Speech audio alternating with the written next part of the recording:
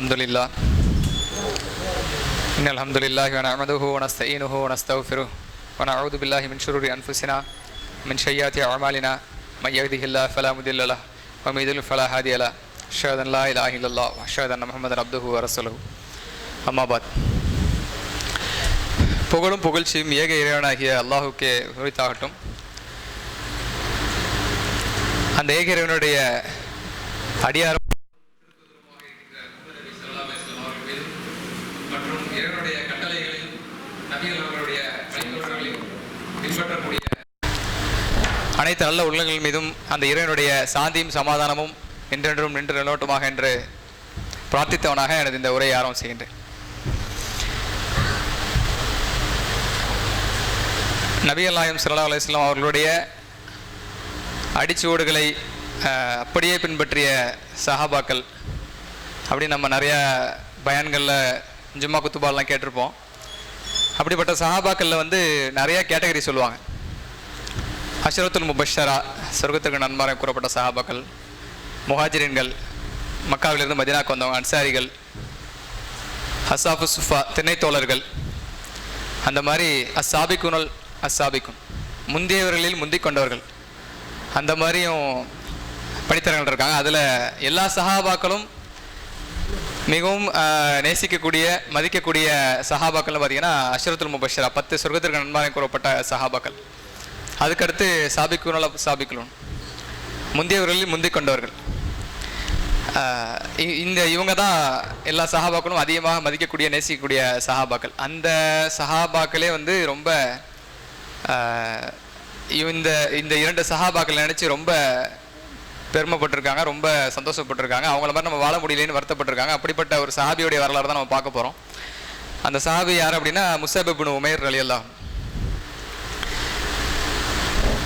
அதாவது முந்திக் கொண்டவர்களே முந்தியவர்கள், அஸ்ஸாபிக்குன் சாபிக்குன். ஃபஸ்ட்டு இஸ்லாத்துக்கு வரக்கூடிய ஆண்கள் யாருன்னு பார்த்தோம்னா அபூபக்கர் ரலியல்லாஹு. அவங்களுக்கு அடுத்து அவங்களுடைய நண்பராகிய உஸ்மான் ரலியல்லாஹு அழைச்சிட்டு இஸ்லாத்தை பற்றி எடுத்து சொல்கிறாங்க. அவங்க இஸ்லாத்தை ஏற்றுக்கிறாங்க. உஸ்மான் ரலியல்லாஹுடைய நண்பராகிய அப்துர் ரஹ்மான் இப்னு அவுஃப் ரலியல்லாஹு அவங்கள இஸ்லாத்துக்கு எடுத்து சொல்லி அவங்கள இஸ்லாத்திற்கு பக்கம் அழைக்கிறாங்க. அப்துர் ரஹ்மான் இப்னு அவுஃப் ரலியல்லாஹுடைய சகோதரர் தான், நண்பர் தான் முஸஅப் இப்னு உமைர் ரலியல்லாஹு. அவங்க இஸ்லாத்துக்கு அழைச்சிட்டு அவங்க இஸ்லாத்தை ஏற்றுக்கிறாங்க. அந்த முஸஅப் இப்னு உமைர் ரலியல்லாஹு அப்படிங்கிறவங்க யார் அப்படின்னா, ஆரம்ப காலத்தில் ரசூலுல்லாஹ் இஸ்லாத்தை யாருக்கும் தெரியாமல் மறைச்சி ஒரு அர்க்கம் ரலியல்லாஹு அவங்க வீட்டில் மறைஞ்சி இஸ்லாத்தை சொன்னாங்கல்ல, அப்படிப்பட்ட முந்தைய சஹாபாக்களில் ஒரு சஹாபி தான் இந்த முஸஅப் இப்னு உமைர் ரலியல்லாஹு அப்படிங்கிற இந்த சஹாபி. இந்த சஹாபி இஸ்லாத்துக்கு வரதுக்கு முன்னாடி எப்படி அவங்களோட வாழ்க்கை இருந்துச்சு அப்படின்னா, மிகப்பெரிய ஒரு செல்வந்தர். மிகப்பெரிய செல்வந்தர்னா அரபு உலகத்தில் மிக காஸ்ட்லியான இந்த மாதிரி ட்ரெஸ்லாம் யாரும் போட முடியாதுன்னு நினைக்கிற அளவுக்கு மிக மிக உயர்ந்த காஸ்ட்லியான ட்ரெஸ்ஸுகளை காலையில் ஒரு ட்ரெஸ் போட்டால் மாலையில் அதை போட மாட்டாங்க, வேறு போடுவாங்க. அந்த மாதிரி உச்சக்கட்ட பெரிய பணக்கார சஹாபி. எந்த அளவுக்கு அப்படின்னா முஸஅப் இப்னு ரலியல்லாஹு ஒரு சந்தைக்கு வந்துட்டு அவங்க போயிட்டாங்கன்னா கொஞ்ச நேரம் கழித்து வேறு யாராச்சும் வந்தாங்கன்னா முஸஅப் இப்னு ரலியல்லாஹு முஸஅப் இப்னு உமைர் ரலியல்லாஹு வந்தாங்களா அப்படிங்கிற மாதிரி கேட்பாங்க. அந்த வாசனை அவ்வளோ நேரம் இருக்கும். அந்தளவுக்கு ஹை லெவல் பர்ஃப்யூம்ஸு, அவங்க ரேஞ்சு, அவங்க பார்த்தாலே அந்தளவுக்கு யாரும் மதீனாவில் இருக்க மாட்டாங்க. மதீனாவில் பெரும் பெரும் சஹாபாக்கள் நிறைய பேர் வாழ்ந்திருக்காங்க. அது இல்லாமல் காஃபிர்லாம் இருக்கக்கூடிய அபுஜஹல் அவங்களாம் கூட பெருசாக அவங்கள கெத்தாக ரொம்ப இது பண்ணிப்பாங்க. ஆனால் இந்த சஹாபி எல்லாருமே ரொம்ப பார்த்து வியக்கக்கூடிய அளவுக்கு மிக உயர்ந்த வாழ்க்கையில் வழிமுறையில் வாழ்ந்த ஒரு சஹாபி. இஸ்லாத்தை ஏற்றக்கப்புறம் அவங்க அம்மாவுக்கு விஷயம் தெரிய வருது. அவங்க அம்மா அவங்கள என்ன பண்ணுறாங்க, கட்டி போட்டுட்டு நீ இஸ்லாத்தை விட்டுரு, இல்லைன்னா ரொம்ப நான் உன்னை இது கொடுமைப்படுத்தும் அப்படிங்கிற மாதிரி சொல்கிறாங்க. அவங்க இஸ்லாத்தை விடலை, கட்டி போட்டே வச்சுருக்காங்க. நீ இப்படியே இருந்தீன்னா நான் சாப்பிடாமல் இருப்பேன் அப்படின்னு சொல்லிட்டு அவங்க 1 நாள் 2 நாள் 3 நாள் வரைக்கும் சாப்பிடாமல் இருக்கிறாங்க. அப்போ முஸஅப் இப்னு உமைர் ரலியல்லாஹு சொல்கிறாங்க, நீங்கள் இதே மாதிரி சாப்பிடாமலே இருந்து இறந்து போனாலும், இன்னும் எத்தனை தடவை நீங்கள் திரும்பி இறந்து போனாலும் நான் இஸ்லாத்தை விட மாட்டேன்னு சொன்னதுக்கப்புறம் அவங்க புரிஞ்சுக்கிறாங்க, சரி பையன் இஸ்லாத்தில் ரொம்ப உறுதியாக இருக்காங்கிறது புரிஞ்சுக்கிட்டு அவங்கள வீட்டில் கஸ்டடியில் வைக்காமல் தனியாக ஒரு இடத்துல அடைச்சி வச்சிடுறாங்க. அதுக்கப்புறம் முஸஅப் இப்னு உமைர் ரலியல்லாஹு அந்த கஸ்டடியிலேருந்து தப்பிச்சு ரசூலுல்லாஹ்ட்ட வரும்போது ரசூலுல்லாஹ் என்ன பண்ணுறாங்க, ஃபஸ்ட்டு ஹிஜ்ரத் அப்படிங்கிற ஒரு நடக்குது. எப்போனா ஹபிஷினியாவுக்கு ரசூலுல்லாஹ் அனுப்புகிறாங்க. அந்த ஹிஜ்ரத் போகக்கூடிய சஹாபாக்கள் இந்த முஸப் இப்னு உமைர் ரலியல்லாஹு அன்ஹு ஒரு நபித்தோழர்.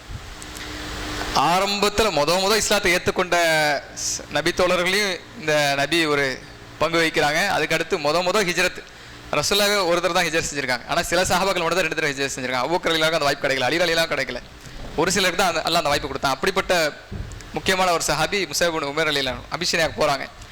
அங்கே இஸ்லாத்தை அழகான முறையில் வாழ்கிறாங்க. வாழும் போது ஒரு தகவல் கேள்விப்படுறாங்க, மக்கள் இப்போ எல்லாம் சூழல் சரியாயிடுச்சு, எல்லாம் நல்லபடியாக முஸ்லீம்களும் நான் முஸ்லீம்களும் எல்லாம் ஒன்றாயிட்டாங்க, ஃப்ரெண்ட்ஸ் ஆகிட்டாங்க, இஸ்லாத்தை நிறைய பேர் ஏற்றுக்கிட்டாங்க, வாங்க அப்படிங்கிற மாதிரி ஒரு தவறான தகவல் போனதன் அடிப்படையில் ரிட்டன் அவங்க வராங்க.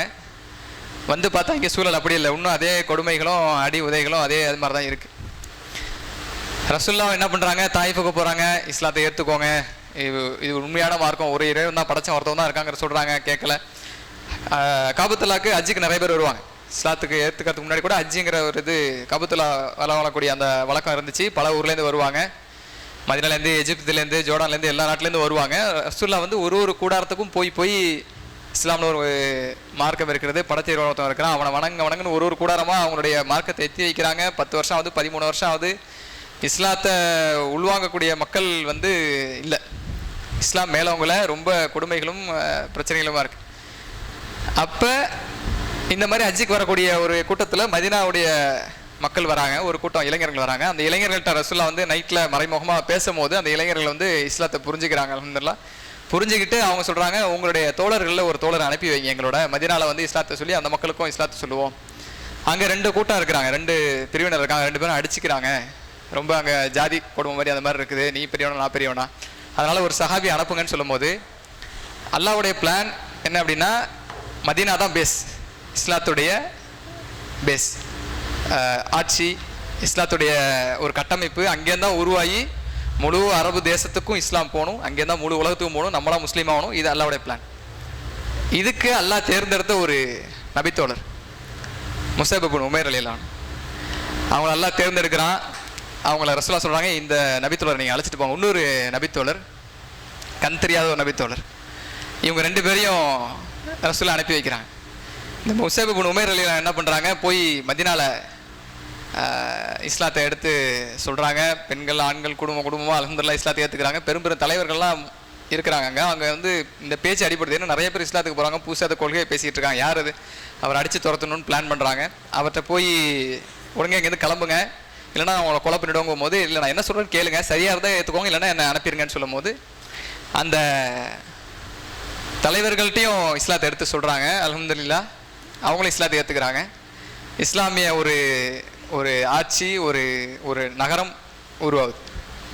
அல்ஹம்துலில்லாஹ் இஸ்லாத்துடைய பேஸ் மதீனா அப்படிங்கிற ஒரு உருவாகுது. அல்ஹம்துலில்லாஹ் யார் மூலியமா அல்லாஹ் ஏற்படுத்துறான்னா, முஸப்ங்கிற ஒரு நபித்தோழர் அல்லாஹ் பயன்படுத்துகிறான். அந்த இடத்துல இஸ்லாத்தை நல்லா வளர்ந்தக்கப்புறம் அந்த ஒரு தேசம் உருவாகுது. அங்கேருந்து என்ன பண்ணுறாங்க, ஹஜ்ஜுக்கு வரும்போது ரசூலுல்லாஹ் சொல்கிறாங்க, நீங்கள் இருக்காதீங்க, ரொம்ப கஷ்டமாக இருக்குது, நீங்கள் அங்கே வாங்க, அங்கே இஸ்லாத்தை அழகான முறையில் பயன்படுத்தலாம், மக்களுக்கு நம்ம அங்கேருந்து இலகுவான முறையில் எடுத்து சொல்கிறான்னு சொல்லி மதீனாலேருந்து மக்காவுக்கு செய்தி வரப்படுது. அல்லாஹ்வுடைய வஹி வருது, நபியை நீங்கள் இங்கேருந்து கிளம்பி மதீனாவுக்கு போங்கன்னு வஹி வருது. ரசூலுல்லாஹ் மதீனாவுக்கு போகிறாங்க. அல்ஹம்துலில்லாஹ் ரசூலுல்லாவை தஃபடிச்சு பாட்டு பாடி வரவேற்கக்கூடிய ஒரு சமுதாயம் ஃபஸ்ட் டைம் ரசூலுல்லாஹ் பார்க்குறாங்க அந்த மாதிரி வாழ்க்கையில். ஏன்னா கூட சொந்தமாக இருக்கிறவங்களே அடித்து துரத்துறாங்க, மதிக்க மாட்டேங்கிறாங்க. சாப்பாடு தண்ணி இல்லாமல் ஒரு பள்ளத்தாக்கில், அபு தாலிஃப்ங்கிற பள்ளத்தாக்குன்னு ஒரு சம்பவம், 2-3 வருஷம் சாப்பாடு இல்லாமல் ஒதுக்கி வைக்கிறாங்க, என்னென்னமோ பண்ணுறாங்க. அப்படி பண்ணும்போது இப்படி வரவேற்கக்கூடிய ஒரு சம்பவம் ரசூலுல்லாஹ் பார்க்குறாங்க. அல்ஹம்துலில்லாஹ் போயிட்டு மதீனால இருக்கிறாங்க. அங்கே போய் கொஞ்ச நாளில் என்ன ஆகுதுன்னா, பத்ருங்கிற ஒரு யுத்தம் நடக்குது. பத்ருங்கிற யுத்தத்துலேயும் அல்லாஹ்வுடைய இந்த முஸப் இப்னு உமைர் ரலியல்லாஹு அன்ஹு கலந்துக்கிறாங்க. இப்போ இஸ்லாத்தில் அந்த டாப் கேட்டகரி மிக சிறந்த சஹாபாக்கள் எந்தெந்த லிஸ்ட்டு போட்டாலும் எல்லாத்துலேயுமே அல்லாஹ் இவங்கள ஒரு பங்கா வச்சுருக்கான். முஸப் இப்னு உமைர் ரலியல்லாஹு அன்ஹு பத்ர் போர்லையும் கலந்துக்கிறாங்க. கலந்துக்கிட்டு அவங்களுடைய முழு இதையும் தியாகத்தை வெளிப்படுத்துகிறாங்க. அல்ஹம்துலில்லாஹ் அல்லாஹ் வெற்றி கொடுக்குறான். பிறகு சில நாட்கள் கழிந்து ஓடுது. அதுக்கப்புறம் உஹது போர் நடக்குது. உஹது போரில் ரசூலுல்லாஹ் வந்து என்ன பண்ணுறாங்க, போருடைய ஸ்ட்ராட்டஜி என்னென்னா, இந்த டீமில் ஒரு கொடி வச்சுருப்பாங்க, அவங்களுடைய கொடி, கலிமாவுடைய கொடியும் வச்சுருப்பாங்க. காஃபிர்கள் வந்து அவங்களுடைய ஒரு கொடி வச்சுருப்பாங்க. அந்த கொடி வச்சுருக்கவங்களை அட்டாக் பண்ணி கொடி சாஞ்சிருச்சு அப்படின்னா, கொடி கடைசியில் நிமிரவே இல்லைன்னா அந்த டீம் தோத்துருச்சுன்னு அர்த்தம். எந்த கொடி நிலச்சி நிற்குதோ அதான் விக்டரிக்கு, அந்த ஜெயிச்சதுக்கு உண்டான தகுதியாக வச்சுருக்காங்க. ரசூல்லா வந்து இந்த ஈமானிய கொடியை வந்து முஸஅப் இப்னு உமைர் ரலியல்லாஹு கையில் கொடுக்குறாங்க. முஸஅப் இப்னு ரலியல்லாஹு வந்து அந்த கொடியை தாங்கி பிடிச்சிருக்காங்க. போர் ரொம்ப இஸ்லாத்துக்கு வெற்றிகரமாக நகர்ந்து போகும்போது அந்த குன்றின் மேலே சில சஹாபாக்கள் நிற்க சொன்னாங்கல்ல, நிற்கும் போது அந்த வெற்றி கிடைக்கும் போது கனிமத்து பொருளை எடுக்க வரும்போது அந்த குன்றில் இருக்கிற சஹாபாக்களும் இறங்கிடுறாங்க. மறுபடி காலித் ரலியல்லாஹு பேக் சைடாக வந்து நம்மளை முஸ்லீம்களை வந்து அட்டாக் பண்ண ஆரம்பிச்சிடுறாங்க. அப்போ காலித் ரலியல்லாஹு இஸ்லாத்துக்கு வரல. அவங்க மிகப்பெரிய ஒரு தளபதி, படைத்தளபதி. இஸ்லாத்துக்கு வரதுக்கு முன்னாடி அவங்க மிகப்பெரிய படைத்தளபதி. அவங்க வந்து அட்டாக் பண்ணோடனே முஸ்லீம்களுக்கு சஹாபாக்களுக்கு ஒன்றும் புரியல, எல்லாம் தெரிச்சு ஓடுறாங்க. நம்ம மிக சிறந்த சஹாபாக்கள்னு நினைக்கக்கூடிய சஹாபாக்கள் கூட பயந்து ஓடுறாங்க. முஸஅப் ரலியல்லாஹு வந்து ரசூலுல்லாஹ்க்கு ரொம்ப அரணாக நிற்கிறாங்க. அப்போ முஸஅப் ரலியல்லாஹுடைய வலதுகை வெட்டப்படுது. வலதுகையில் உள்ள கொடி இடதுகைக்கு வந்தப்பறம் இடதுகை வெட்டப்படுது. அதுக்கப்புறம் உடம்பை வெட்டி அவங்க சரித்து இது பண்ணுறாங்க, இறந்து போகிறாங்க.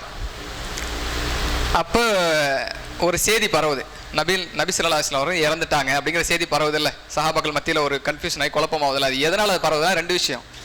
ஒன்று, முகமது நபி இறந்துட்டாங்கிற கேள்விப்பட்டால் சஹாபாக்கள் வந்து பயந்து ஓடிடுவாங்க, நம்ம ஈஸியாக வெற்றி அடைஞ்சிடலாங்கிறது பொய் பிரச்சாரம் பண்ணக்கூடிய ஒரு டீமும் பண்ணாங்க. ரெண்டாவது, முஸஅப் இப்னு ரலியல்லாஹு வந்து தோற்றத்தில் ரசூலுல்லாஹ் மாதிரி இருப்பாங்க, பண்புலேயே ரசூலுல்லாஹ் மாதிரி இருப்பாங்க. அதனால தான் அல்ஹம்துலில்லாஹ் மதீனால அவ்வளோ மக்களும் முழு நாடும் இஸ்லாத்தை ஏற்றுக்கிறதுக்கு அல்ல ஒரு வாய்ப்பு. அந்த தோற்றத்தில் அவங்க இருக்கும்போது இறந்து போய் கிடக்கிறத பார்த்தோன்னே முகமது நபி கொண்டுட்டாங்கிற செய்தி அப்போ தான் பரவுது. அப்படிப்பட்ட ஒரு சிறந்த சஹாபி எந்த போர்க்களத்தில் யார் இறந்து போனாலும் அங்கேயே அடக்கம் பண்ணுவாங்க. இது இஸ்லாத்துடைய ஒரு ரூல்ஸ். பதிலில் இறந்து போன சஹாபாக்கள் பதில் அடக்கம் பண்ணுவாங்க. எங்கெங்கே யார் எங்கே இறந்து போனாலும் அங்கேயே அடக்கம் பண்ணுவாங்க. உஹதுங்கிறது ஒரு 4-5 கிலோமீட்டர்ஸில் மதீனாலேருந்து பக்கத்தில் இருக்கிறதுனால 70 சஹாபாக்கள் கொல்லப்படுறாங்க. மொத்தம் உஹதில் 70 பேரில் 63 பேரை வந்து தூக்கிட்டு வந்து, மதீனா பக்கம் தானே, அதனால் ஒட்டகத்துலையும் குதிரையிலையும் வச்சு எடுத்துகிட்டு வந்து ஜன்னத்துல் பக்கீல் அடக்கம் பண்ணுறாங்க. 7 பேரை தூக்க முடியல. தூக்குனா உடம்பு சரிஞ்சு விழுது, குடல் விழுது, கைகாலெலாம் விழுது. அந்த மாதிரி 7 பேர். அதில் ஒரு ஆள் வந்து முஸஅப் இப்னு உமைர் ரலியல்லாஹு. அந்த மாதிரி ஒரு சஹாபி அவங்க. அப்போ வந்து ரசூலுல்லாஹ் வந்து என்ன பண்ணுறாங்க, அந்த 7 பேரை இங்கேயே அடக்கம் பண்ணிவிடணும் பிளான் பண்ணிவிட்டு அடக்கம் பண்ணுறதுக்கு இது பண்ணுறாங்க. அவங்களோட கஃன் துணியை விரிக்கிறாங்க. முகத்தை மூணா கால் தெரியுது, கால் பக்கம் இழுத்தா முகம் தெரியுது. ரசூலுல்லாஹ் ரொம்ப வருத்தப்பட்டு அழுகுறாங்க. இவர் எப்படிப்பட்ட சஹாபி, இவர் எப்படி நான் பார்த்துருக்கேன் மதீனால மக்கால, மிக சிறந்த ஒரு சஹாபி இவர்.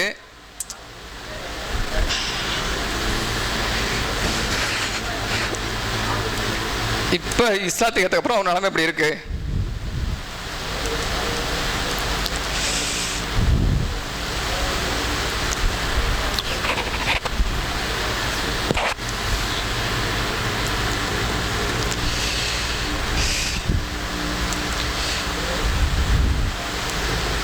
வருத்தப்பட்டு அவங்கள அங்கே அடக்கம் பண்ணுறாங்க.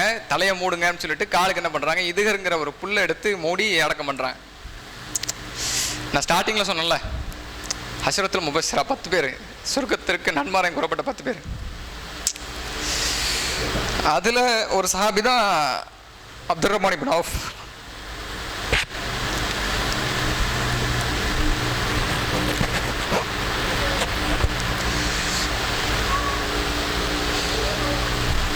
அவங்க கடைசி காலத்தில் எல்லாம் மிகப்பெரிய பணக்காரங்க ஏறுறாங்க. அவங்களுடைய அந்த கஜானாவே நிறைய ஒட்டகங்கள் சுமந்துக்கிட்டு வர அளவுக்கு பெரிய பொருளாதாரத்துக்குரியவங்களாம் அப்துர் ரஹ்மான் இப்னு அவுஃப் ரலியல்லாஹு ஆயிடுறாங்க.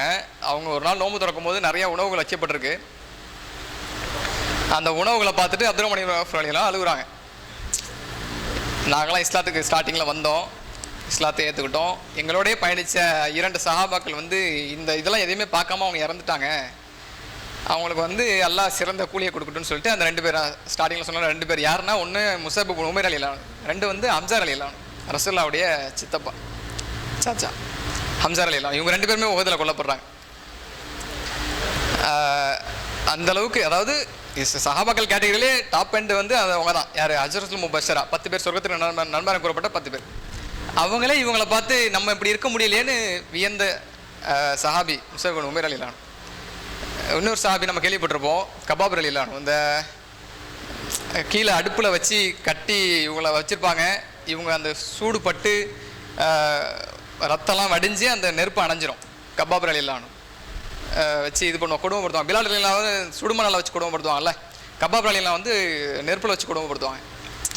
அப்படிப்பட்ட உயர்ந்த சஹாபி. அவங்களும் ஸ்டார்டிங்கில் வந்தவங்க. அந்த கபாப் ரலியல்லாஹு வந்து கொஞ்ச நாள் கழித்து இஸ்லாமிய ஆட்சி வளருது, இஸ்லாம் பெருசாக ஓங்குது, பெரிய இதாகுது. அப்போ வந்து கபாப் ரலியல்லாஹு பெரிய கவர்னர் ஆயிடுறாங்க பெரிய பெரிய கண்ட்ரீஸ்க்கு. அப்போ அவங்க ஜும்மா மேடையில் இதே சேம் ஸ்டேட்மெண்ட் சொல்கிறாங்க. எங்களோட சில சஹாபாக்கள் இருந்தாங்க, அவங்களாம் இந்த மாதிரி கவர்னர் சாப்பாடு இதெல்லாம் பார்த்தது இல்லைன்னு சொல்லிட்டு அதே 2 பேர் சொல்கிறாங்க. முஸஅப் இப்னு உமைர் ரலியல்லாஹு, ஹம்ஸா ரலியல்லாஹு. அப்படிப்பட்ட உயர்ந்த சஹாபாக்கள் அவங்களாம். இதெல்லாம் வந்து நம்ம கேட்கும் போது, பேசும்போது, பார்க்கும்போது நமக்கு வந்து கொஞ்சம் இதாக இருக்கும். சரி, நம்மளும் வந்து இஸ்லாத்துக்காக கொஞ்சம் தியாகம் பண்ணணும். அதாவது நான் இதுக்கு முன்னாடி ஒரு பயன் இங்கே பண்ணியிருப்பேன். நான் அல்லாஹ் எதுக்கு மனுஷனை படைச்சான் அப்படின்னு சொல்லி, எதுக்காக படைச்சான் அப்படின்னா ஃபில்லர்லி ஹலீஃபா, ஒரு பிரதிநிதி, அல்லாஹ்வுடைய பிரதிநிதி, அல்லாஹ்வுடைய ரெப்ரசன்டேட்டிவ், அல்லாஹ்வை பற்றி எடுத்து மக்கள்கிட்ட சொல்லி இஸ்லாத்தை கொண்டு வந்து இஸ்லாத்தை உலகம் முழுவதும் பரப்பக்கூடிய ஒரு படைப்பாக தான் எல்லாம் நம்மளை படைக்கிறான். மனுஷனை படைச்ச அல்லாவோட நோக்கம் என்னன்னா, ஃபேனை நம்ம எதுக்கு படைச்சோன்னா நம்ம காற்று வரணும், லைட்டு நமக்கு எதுக்கு படைச்சோன்னா நமக்கு வெளிச்சம் நம்ம படைக்கிறோம். அல்லாஹ் எதுக்கு மனுஷனை படைச்சான் அப்படின்னா அல்லாஹ்வை பற்றி எடுத்து சொல்லக்கூடிய ஒரு படைப்பை படைக்கணும். அந்த மாதிரி படைப்பு உலகத்தில் அல்லாஹ் வேறு எதையும் படைக்கலை.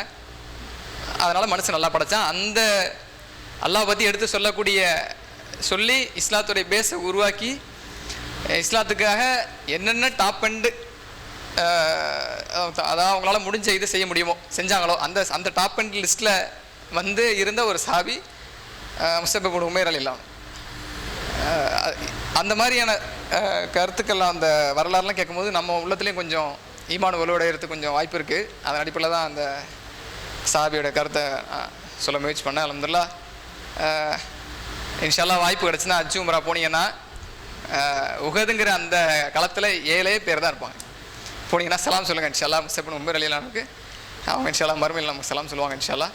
சிறந்த மக்களோடு மறுமையில் சேர்ந்திருக்கக்கூடிய பாக்கியத்தை நம்ம அனைவருக்கும் தரணும்னு சொல்லி துஆ செய்து நிறைவு செய்கின்றேன். வாஹிர் தஅவானா அல்ஹம்துலில்லாஹி ரப்பில் ஆலமீன். அஸ்ஸலாம்.